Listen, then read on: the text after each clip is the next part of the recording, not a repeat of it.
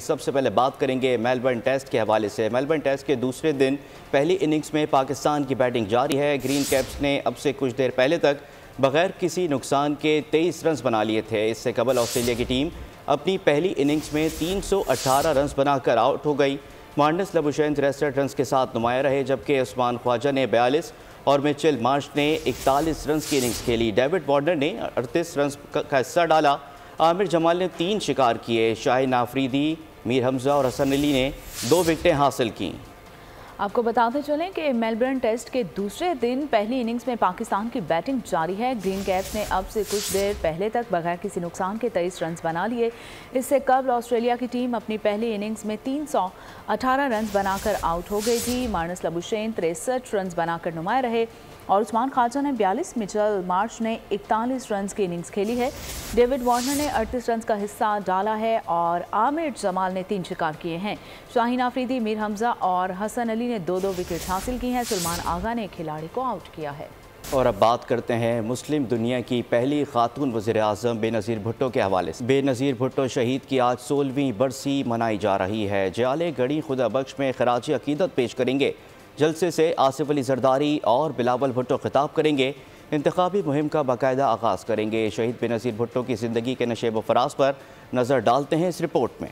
गरीब का सहारा थी बेनज़ीर, जमहूरियत का इस्तिआरा थी बेनज़ीर, चारों सूबों की जंजीर थी बेनज़ीर। तीर थी, कमान थी, मेरे वतन का मान थी। सिर्फ 35 साल की उम्र में वज़ारत उज़्मा के अहम तरीन मनसब तक पहुँचने वाली मुस्लिम दुनिया की पहली खातून बेनज़ीर भुट्टो जमहूरियत के लिए जद्दोजहद का इस्तिआरा थी। तमाम तर खतरात के बावजूद बेनज़ीर भुट्टो ने जिल्ला वतनी खत्म करके पाकिस्तान वापसी का फैसला किया। 18 अक्टूबर 2007 को सानिहा कारसाज के बाद भी बेनज़ीर भुट्टो खतरात को खातिर में न लाई। मौत को इंतहाई करीब से देखने के बावजूद सियासी सरगर्मियां जारी रखी। मोहतरमा फातिमा जिनाह के बाद बेनज़ीर भुट्टो वो वाहिद खातून रहनुमा थी जिन्होंने खवातीन को अमली सियासत में आने का हौसला दिया और असेंबली के ऐवानों तक पहुँचाया। बेनज़ीर भुट्टो ने जुल्फ़कार अली भुट्टो की फांसी के बाद इंतहाई मुश्किल हालात में पार्टी की बागडोर संभाली और आमिरियत का डट कर मुकाबला किया। 2 मरतबा वज़ीर-ए-आज़म रही, लेकिन उन्होंने न सिर्फ कैदो बंद की सोबतें बर्दाश्त की बल्कि जिल्ला वतनी भी काटी। मार्शल लॉ के दौर में बेनज़ीर भुट्टो पहली मर्तबा खुद पाकिस्तान से बाहर गईं।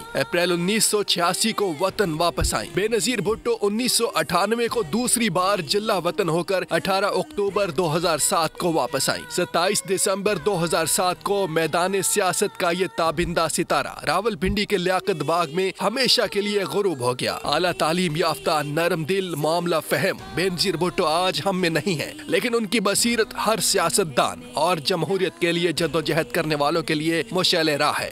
तारीख में हर आदमी को मरना है और वो आदमी को याद किया जाता है जो अपने असूलों के खातिर अपनी जिंदगी को कुर्बान करते हैं। शहीद बीबी की बरसी मरकजी तकरीब गढ़ी खुदा बख्श में हो गई। साबिक सदर आसिफ अली जरदारी, फरियाल, तालपुर, आसिफा भुट्टो नोडेरो हाउस पहुँच गए हैं और बरसे की तकरीब का आगाज़ सुबह 9 बजे कुरान खानी से होगा, जबकि जलसे का आगाज़ दोपहर 2 बजे होगा। बिलावल भुट्टो ने अपने पैगाम में कहा कि शहीद बेनज़ीर भुट्टो को कत्ल करके पाकिस्तान की तरक्की को सबूताश किया गया। पीपल्स पार्टी उनके फलसफे पर कारबंद रहेगी। साबिक सदर आसिफ अली जरदारी ने कहा कि शहीद बेनज़ीर भुट्टो के मिशन की तकमील पहली तरजीह है। आइन की हुक्मरानी के लिए जद्दोजहद जारी रखेंगे। शहीद बेनज़ीर भुट्टो की 16वीं बरसी आज मुल्क भर में अकीदत और एहतराम से मनाई जाएगी। पीपल्स पार्टी की जानिब से भुट्टो ख़ानदान के आबाई गांव गढ़ी खुदा बख्श में जलसा किया जाएगा। गढ़ी खुदा बख्श भुट्टो मज़ार में भुट्टो ख़ानदान की कौन सी शख्सियात मदफन हैं, लाड़काना से शहजाद अली खान की रिपोर्ट देखिए। भुट्टो खानदान की सियासी तारीख किसी तारुफ की मोहताज नहीं। इस खानदान से पाकिस्तान के 2 साबिक वज़ीर-ए-आज़म और 2 वज़ीर-ए-ख़ारजा सामने आए। गढ़ी खुदा बख्श भुट्टो मज़ार के निचले हिस्से में मौजूद हैं। गढ़ी खुदा बख्श भुट्टो मज़ार में शहीद जुल्फ़कार अली भुट्टो के परदादा खुदा बख्श खान भुट्टो, दादा गुलाम मुर्तज़ा खान भुट्टो, वालिद शाहनवाज खान भुट्टो और वालदा खुर्शीद बेगम की कब्रें मौजूद हैं। 4 अप्रैल 1979 1989 को शहीद जुल्फिकार अली भुट्टो को फांसी दिए जाने के बाद इनकी तदफीन भी गढ़ी खुदाबख्श भुट्टो कब्रिस्तान में की गई। शहीद जुल्फिकार अली भुट्टो की वफात के 5 साल बाद ही इनके बेटे शाहनवाज भुट्टो को 18 जुलाई 1985 को जहर देकर कत्ल कर दिया गया। 10 साल बाद दूसरे बेटे मीर मुर्तजा भुट्टो को कराची क्लिफ्टन में पुलिस मुकाबले में शहीद किया गया। फिर 10 साल के बाद बेनजीर भुट्टो को 2007 में रावलपिंडी में गोली मारकर शहीद कर दिया गया। जुल्फिकार अली भुट्टो के बड़े भाई इमदाद अली खान भुट्टो, छोटे भाई सिकंदर भुट्टो, पहली अहलिया शीरी अमीर बेगम, दूसरी अहलिया बेगम नुसरत भुट्टो की कब्रें भी गढ़ी खुदाबख्श भुट्टो मजार में ही हैं। पीपल्स पार्टी कायदीन समेत मुल्क भर से पीपल्स पार्टी रहनुमा शहादा के मजार पर हाजिरी देकर जमहूरियत के लिए इनकी कुर्बानियों को खराज तहसीन पेश करते हैं और शहादा की याद को ताज़ा करते हैं। मोहतरमा बेनज़ीर भुट्टो के हामी तो हामी मुखालिफिन भी उनकी जमहूरियत के लिए रास्ता निकालने, इखलाकियात के उसूलों पर डट जाने और मीडिया की आज़ादी के लिए तवाना आवाज़ होने की सलाहियतों के मुआतरफ हैं। मोहतरमा बेनज़ीर भुट्टो शहीद का सियासी फ़लसफ़ा क्या था, उस पर डिप्टी ब्यूरो चीफ बोल न्यूज़ इस्लामाबाद अली शेर ने मुख्तलिफ अलख्याल पार्लिमानी जमातों के अरकान सेनेट से बात की है। आप भी जानिए। बेनज़ीर भुट्टो, रानी बेनज़ीर भुट्टो, हकीकत में यह है कि उसके जाने से मुल्क को बहुत लॉस हुआ। मैंने देखा कि मोहतरमा में बड़ी बसीरत थी और वो अपनी गलतियों से सीखती थी। जो मौजूदा सियासतदानों में मैं नहीं देख रहा वो रविश कि अगर उन्होंने गलती की, मुझे कहा उन्होंने, वो शायद मेरी सबसे बड़ी गलती थी कि मैंने 1985 का जो ज़ियाउल हक का नॉन पार्टी इलेक्शन है वो बॉयकॉट किया। ऑब्वियसली पाकिस्तान की एक बड़ी सियासतदान थी। मुझे उसकी जो सबसे अच्छी बात 2 लगी थी। एक तो ये कि वो उन्होंने बड़ा स्ट्रगल किया था, तो उन्होंने ठीक है उनके वालिद की पार्टी थी जो कि ख़त्म हो गई थी, लेकिन उनकी स्ट्रगल की वजह से रिवाइव हुई। ऐसी शख्सियत को तो हमेशा ज़िंदा रहती है और हमारे दिलों में भी ये ज़िंदा रहेंगी। और एक जदोजहद का नाम है, एक फ़िलासफ़ी का नाम है। मोहतरमा की देखो जो खदमात हैं जमहूरियत के हवाले से, मतलब वो काबिल तारीफ़ हैं, वो काबिल। अरकान सेनेट का मानना है कि उस वक्त तक जमहूरियत मजबूत नहीं होगी जब तक मुल्क की क़यादत की ज़िंदगियाँ महफूज नहीं होगी। शहीद मोहतरमा बेनज़ीर भुट्टो की ज़िंदगी महफूज होती तो आज पाकिस्तान में जमहूरियत इस हद तक कमज़ोर ना होती। कैमरामैन शबीर अहमद के साथ अली शेर, बोल न्यूज़, इस्लामाबाद। बेनज़ीर भुट्टो की बरसी सिंध में आज आम तातील होगी। मोहतरमा बेनज़ीर भुट्टो की यौम शहादत पर तमाम सरकारी और निजी इदारे, लोकल काउंसिल्स और सूबाई हुकूमत के इंतज़ामी दफातर बंद रहेंगे। और बात करेंगे मौसम की, तो लाहौर और गिरदोनवाह में धुंध का राज है। हद निगाह इंतहाई कम हो गई है। लाहौर एयरपोर्ट पर फ़िज़ाई ऑपरेशन मुतासिर है। Lahore Islamabad motorway M2 court server तक बंद कर दी गई है। सियालकोट मोटरवे M11 M3 भी हर किस्म की ट्रैफिक के लिए बंद कर दी गई है। KP के मैदानी इलाकों में धुंध का राज है। सिंध भी धुंध की लपेट में आ गया है। मोटरवे पुलिस ने शहरियों को दौरान ड्राइविंग एहतियात की हिदायत जारी कर दी है। कसूर में भी धुंध ने मनाजिर धुंधला दिए हैं। हद निगाह कम होने से ट्रैफिक की रवानी मुतासिर है।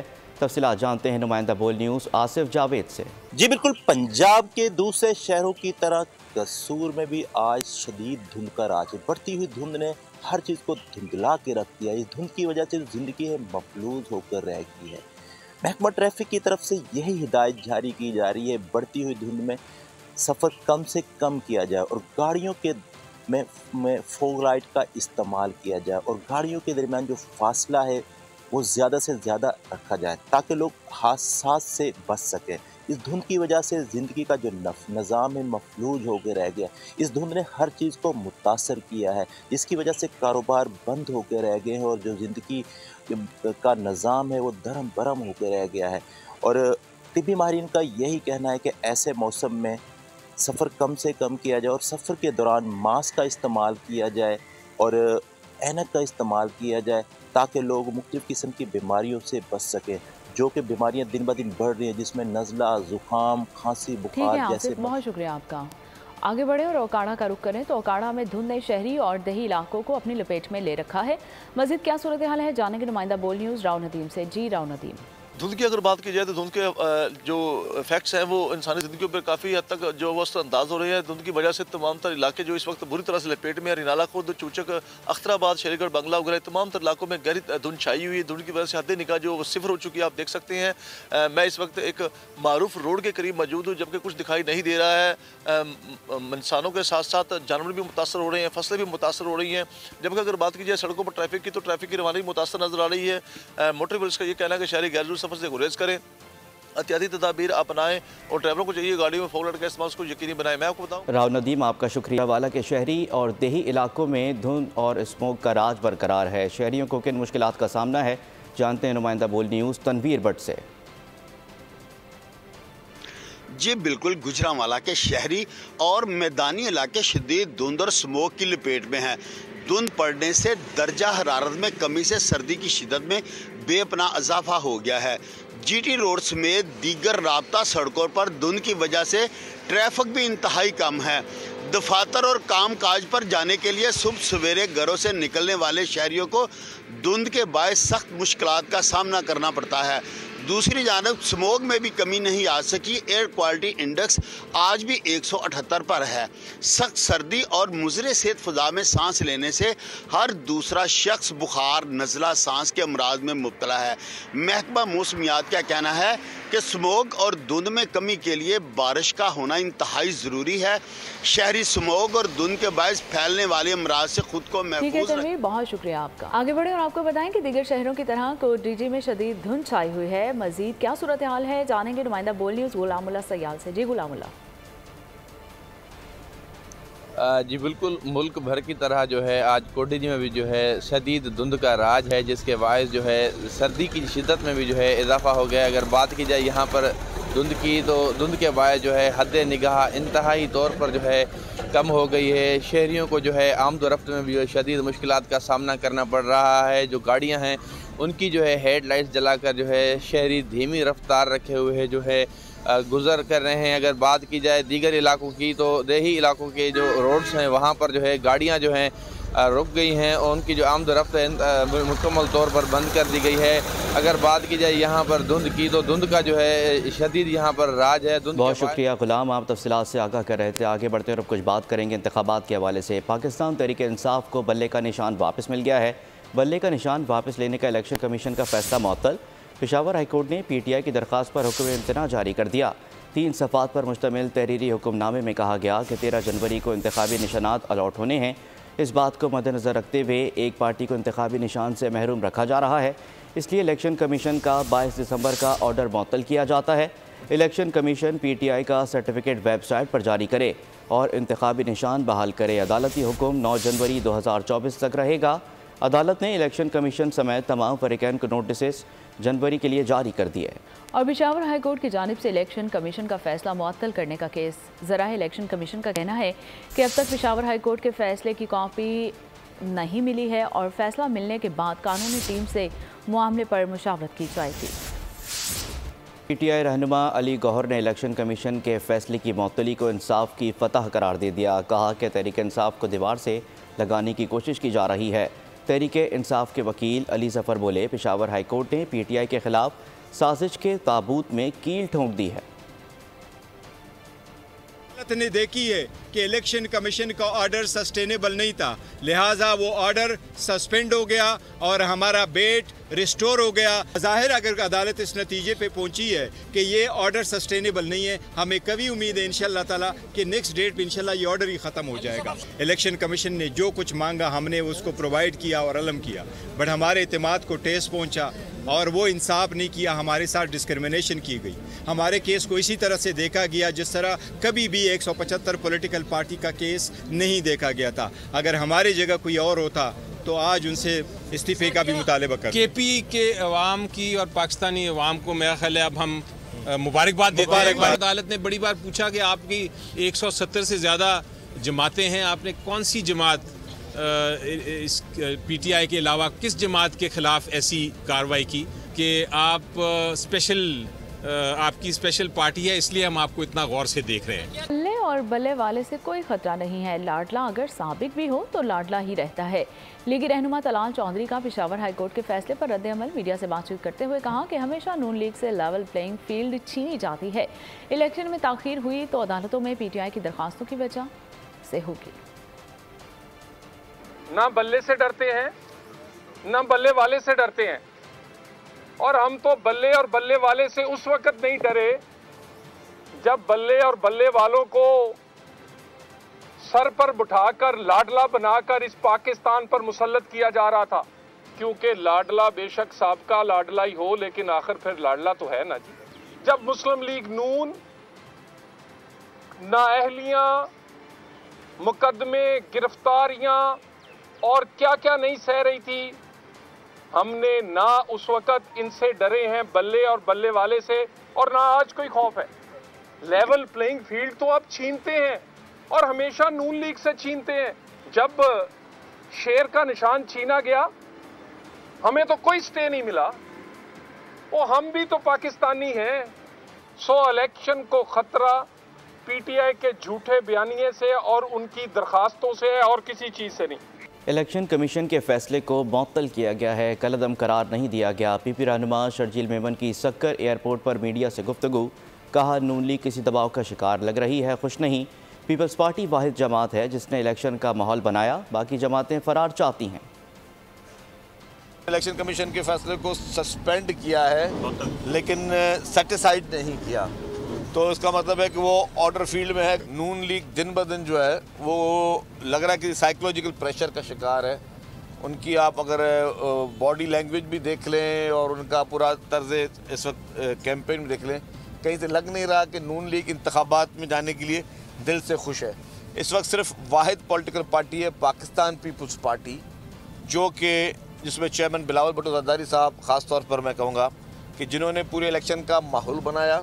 और आज भी आप देखें कि जितनी उन्होंने एक्टिविटीज़ की हैं ये जाहिर करती हैं कि सिर्फ वाहिद पीपल्स पार्टी जो इलेक्शन के लिए तैयार है, बाकी जमातें जो हैं वो राह फरार अख्तियार कर रही हैं कि शायद इलेक्शन से पहले ही जो है वो अभी भी परेशान कि मैं आया क्यों। मतलब मुझे ऐसा लगता है, मेरी फीलिंग है कि मियाँ साहब सोच रहे हैं कि मुझे यहाँ पे क्यों बुलाया गया और मैं आया क्यों। इससे बेहतर था कि मैं शायद क्यों जो माहौल उनको नजर आ रहा है उनके फेवर में नहीं नजर आ रहा माहौल। आम इंतखाबात के लिए बनाए गए इलेक्शन मैनेजमेंट सिस्टम ने काम छोड़ दिया है। रिटर्निंग ऑफिसर्स ने शिकायत के अंबार लगा दिए हैं। बलोचिस्तान के हल्का PP2 यूप के रिटर्निंग ऑफिसर ने DRO ज़िला यूप के मरासला लिख दिया है और रिटर्निंग ऑफिसर ने लिखा है कि EMS में ख़राबी, इंतज़ामी लैपटॉप और लॉगिन इशू और 4G डिवाइस पर इंटरनेट सही काम नहीं कर रहा। EMS में मसाइल के बायस रोज़ाना के टास्क मुकम्मल नहीं हो पा रहे हैं। इंतखाबी अमले की मजमूई कारकर्दगी भी मुतासिर हो रही है। मसले का जल्द अज जल्द हल तलाश किया जाए। इलेक्शन मैनेजमेंट सिस्टम गैर फाल होने से रोज़मर्रा का काम भी मुतासिर है और प्रोग्राम पर 32 करोड़ रुपये से ज़ायद का खर्चा लगेगा।